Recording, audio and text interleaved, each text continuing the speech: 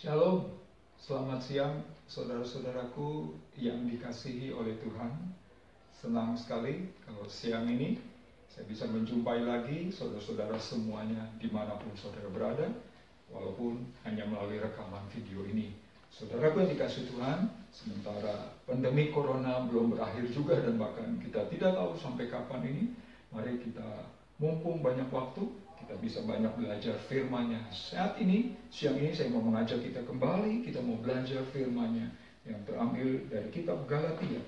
Galatia yang ketiga ayat 29 berbunyi demikian. Dan jikalau kamu adalah milik Kristus, maka kamu juga adalah keturunan Abraham dan berhak menerima janji Allah.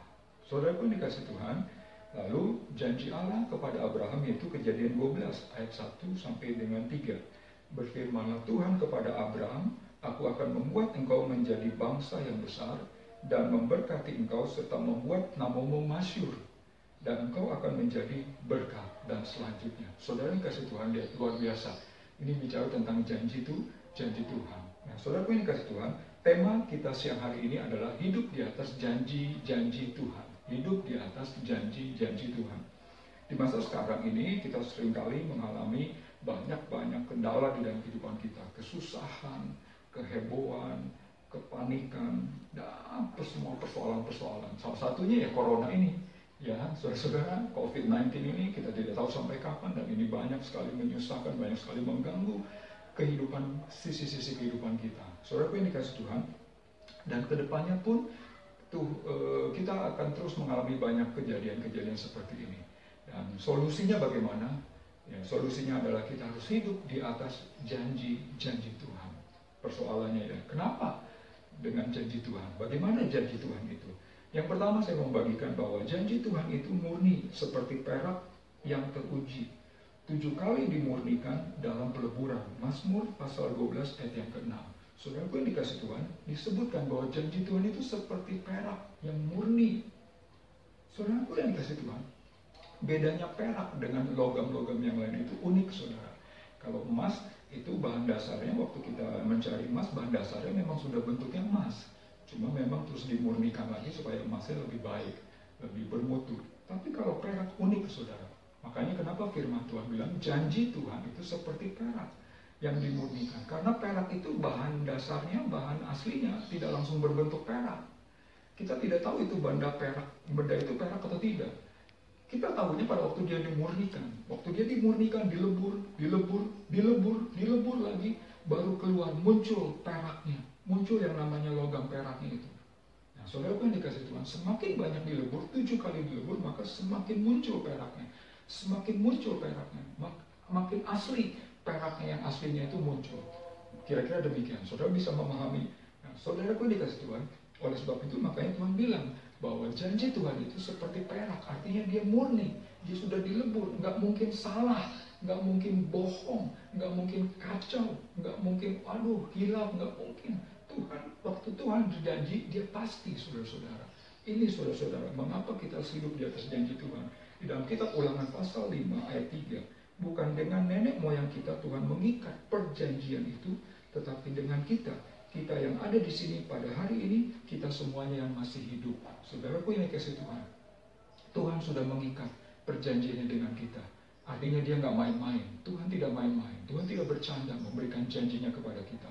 Oleh karena itu, kita bisa pegang, kita bisa yakini bahwa janji Tuhan itu pasti.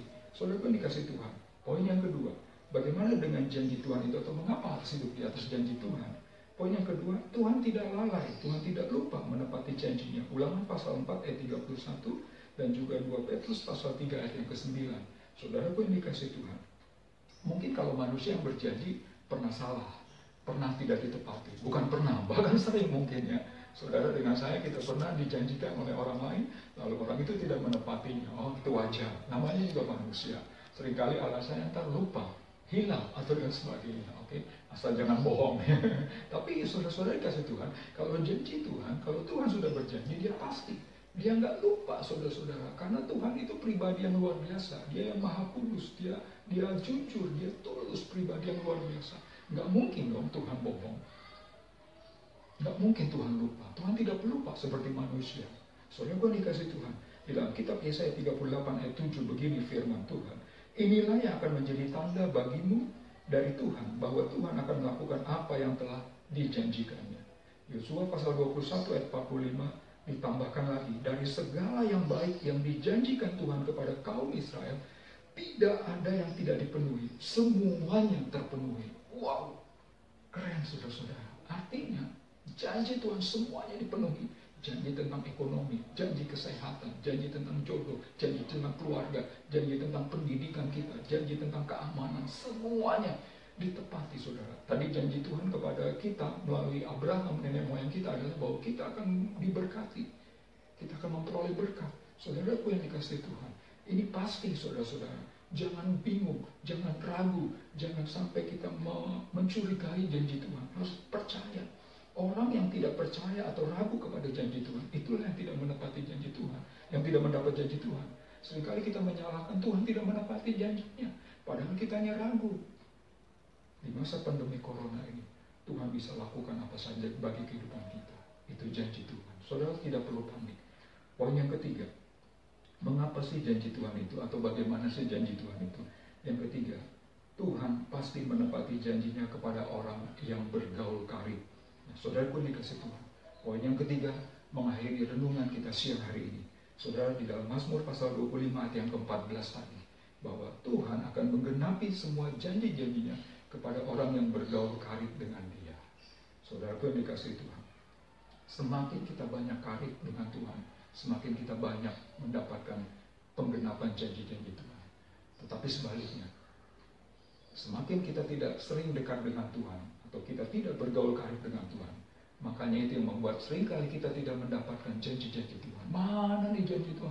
Mana nih Tuhan? Saya belum dapat jodoh, saya belum dapat karir, saya belum dapat pekerjaan. Saudara yang dikasih Tuhan, bergaulah karib dengan Tuhan. Kejadian pasal 18 ayat 19. Sebab aku telah memilih dia, supaya diperintahkannya kepada anak-anaknya, supaya tetap hidup menurut jalan yang ditunjukkan Tuhan, dengan melakukan kebenaran, supaya Tuhan memenuhi kepada Abraham apa yang dijanjikannya kepadanya.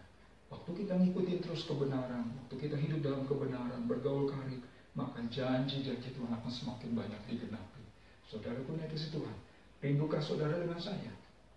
Kita hidup mengalami janji-janji Tuhan, sehingga hidup kita akan terus mengalami damai sejahtera. Kita tidak takut mengalami persoalan apapun. Kita akan tetap terus teguh. Kita akan tetap terus diberkati Tuhan. Kita akan tetap terus mengalami kebahagiaan di dalam hidup kita. Buka pintu hati saudara. Undang Tuhan Yesus masuk, supaya saudara mendapatkan janjinya. Bangun hubungan kita dengan Tuhan. Semakin karib saudara-saudara. Janji Tuhan yang bisa kita pegang. Hanya janji Tuhan yang bisa mengalahkan segala persoalan, segala kesusahan dalam hidup kita. Kedepannya hidup kita akan tetap mengalami keindahan, kebahagiaan dengan Tuhan. Mari kita aminkan firman Tuhan pada siang hari. Mari kita berdoa. Bapa di surga, terima kasih untuk firman-Mu siang hari ini. Bapa, tolong kami supaya kami hidup di atas janji-janji-Mu. Karena Engkau Tuhan yang berjanji, Engkau Tuhan tidak pernah bohong, Engkau tidak pernah lalai, Engkau tidak pernah lupa menepati janji-Mu. Engkau pasti menepati janji-janji-Mu ke dalam hidup kami. Tolong kami Tuhan, ajari kami terus bergaul karib, membangun hubungan dengan Engkau Tuhan, supaya kami mengalami janji-janji-Mu digenapi. Terpujilah Engkau Bapa di surga. Bapa, bila mana ada pemirsa, penonton yang sedang mengalami sesuatu dan membutuhkan campur tangan, pertolongan-Mu Tuhan, Bapa, hamba berdoa dalam nama Tuhan Yesus. Bapa, Engkau jamah, Kau berikan janji-Mu Tuhan, Kau genapi janji-Mu dalam hidupnya. Terima kasih Bapa. Di dalam nama Tuhan Yesus, kami telah berdoa dan mengucap syukur. Haleluya. Amin. Akhir kata, sekali lagi saya mewakili pengurus besar Yayasan Visi Berkat bagi Indonesia. Terima kasih, sampai jumpa di lain kesempatan. Tuhan Yesus memberkati saudara-saudara.